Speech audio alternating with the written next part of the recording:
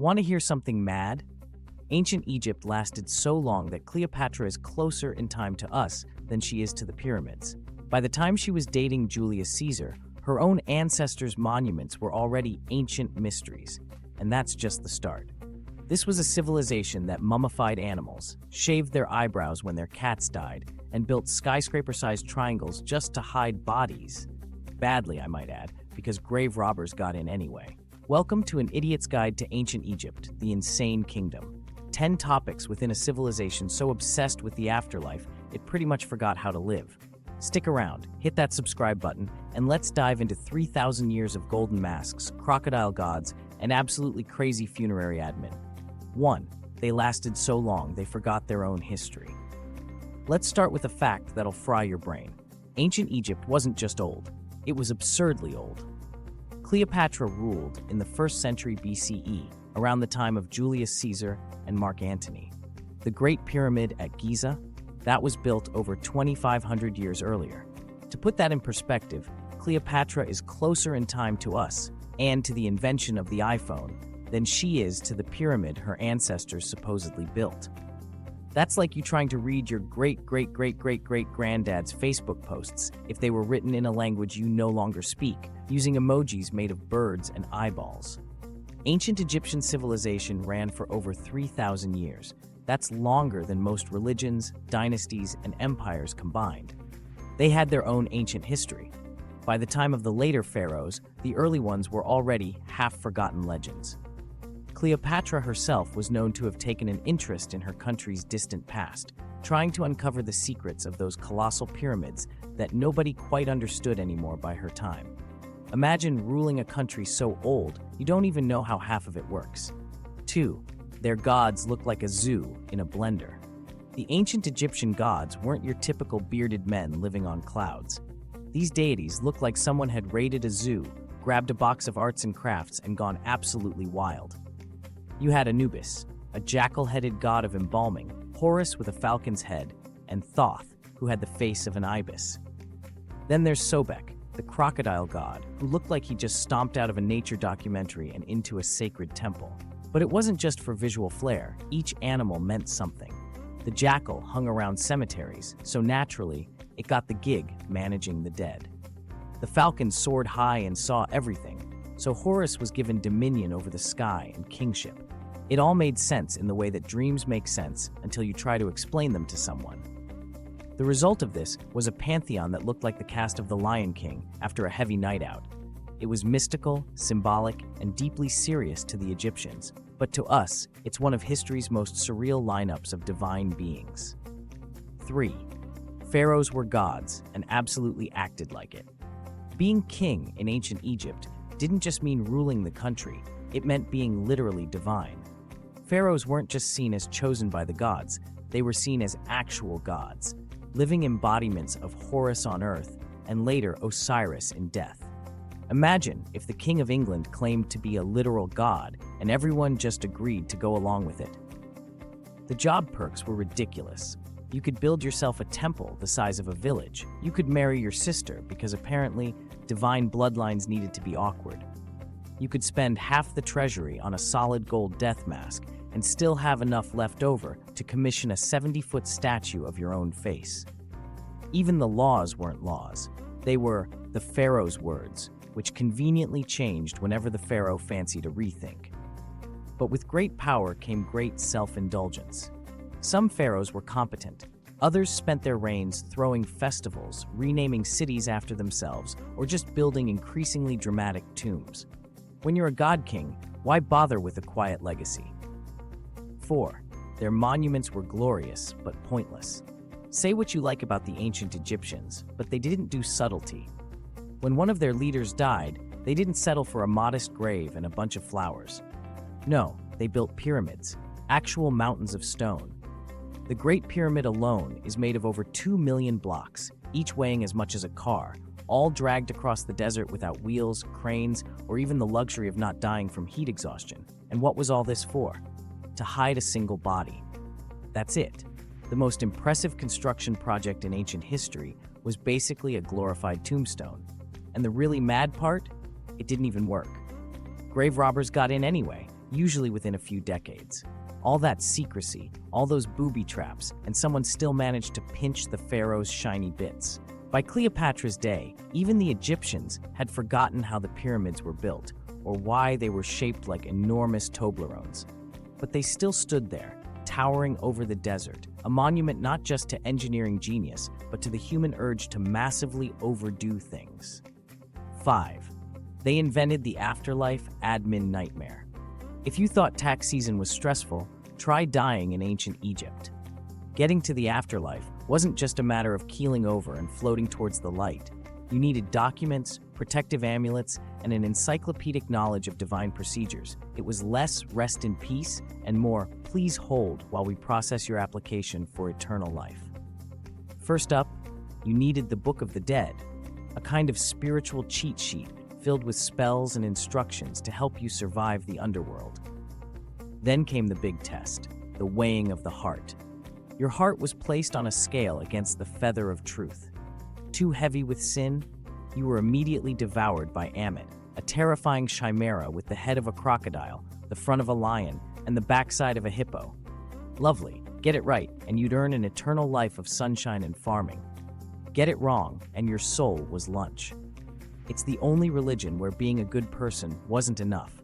You also had to pass the most terrifying HR meeting in history. 6. They were so into death, they made it a lifestyle.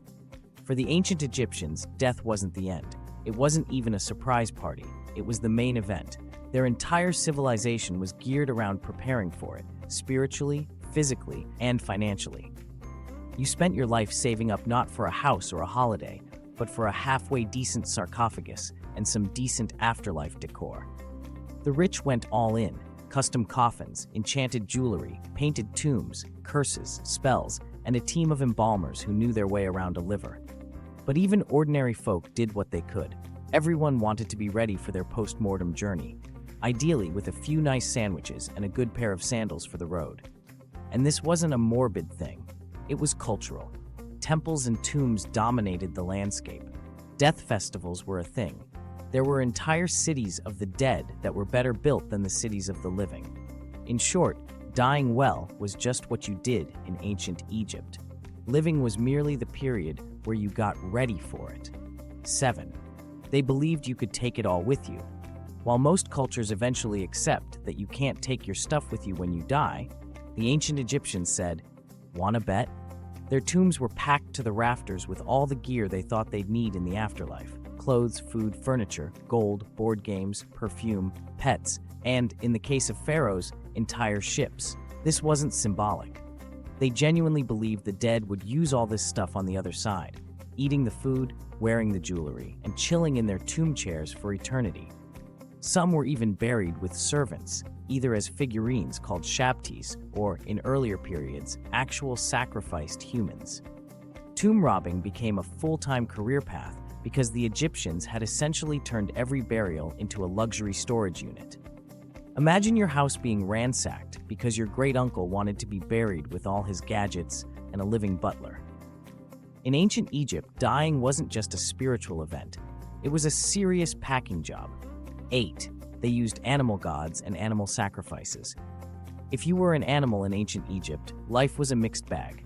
You might be worshipped as a living god, or you might be turned into a mummified good luck charm and sold at the temple gift shop.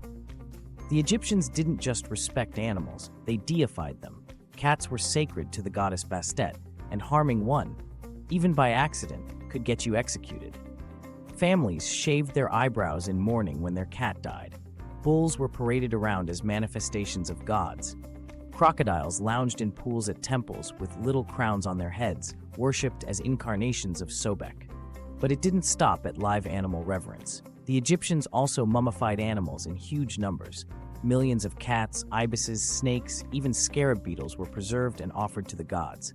It became such a booming business that some priests started faking it, wrapping up bundles of feathers, sticks, or whatever was lying around, and flogging it as a holy animal. It was part religion, part spiritual tourism, and part ancient pyramid scheme. 9. Their medicine was totally unhinged. The ancient Egyptians were pioneers in many ways. They could reset broken bones, perform rudimentary surgery, and even had a go at dentistry. But alongside the practical stuff came a generous dose of what can only be described as utter lunacy. Got a headache? Slap a dead mouse on it. Balding? Try rubbing in some crocodile fat. Worried about demons in your ear? Just squish up a few flies, mix with donkey's milk, and pour it in. There's even a remedy that involves baking a scorpion in beer and drinking the result. Delightful. Some of it was surprisingly effective, like honey used as an antiseptic or surgical instruments made of bronze. But then you find a prescription for using rotting meat to repel evil spirits, and the sensible bits sort of drown in the madness. It was part trial and error, part magical thinking, and part we've run out of ideas, fetch the dung. But hey, for a civilization that lasted 3,000 years, maybe they were onto something. Horrifying, but effective, or effective-ish at least. 10. They had the world's first mega brand. If ancient Egypt had a marketing department, it would have put Apple, Nike, and Disney to shame. Everything about their civilization was designed to look eternal. Glorious monuments, gold-covered gods, perfectly chiseled hieroglyphs, and that unmistakable aesthetic we still recognize thousands of years later. They built with longevity in mind. Obelisks, pyramids, colossal statues, all carved with the same message. We are powerful, we are divine, we are fabulous. Even their writing looked stylish. Hieroglyphs weren't just script, they were visual branding, popping up on everything from tomb walls to perfume bottles. Pharaohs stamped their names on monuments. Temples echoed the same imagery for centuries. Gods didn't go out of fashion, they just got minor rebrands. And while most ancient cultures faded into dusty obscurity, Egypt stayed iconic. You know an Egyptian artifact when you see one, because they made sure you would. They weren't just building a civilization, they were crafting a legacy, meticulously polished and designed to echo through eternity. And let's be honest, they nailed it. So, what have we learned? The ancient Egyptians weren't just early pioneers of civilization. They were full-blown masters of the dramatic. They worshipped crocodiles, mummified their cats, built skyscrapers for corpses, and turned death into the biggest production since the Phantom of the Opera. They lasted longer than most empires could dream of, forgot how their own pyramids were built, and left behind a legacy so powerful we're still gawping at it thousands of years later. Call it brilliant.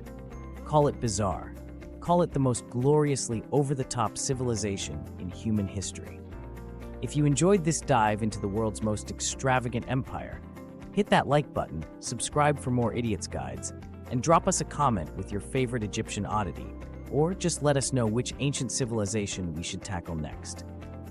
Until next time, don't forget to pack your afterlife essentials, just in case.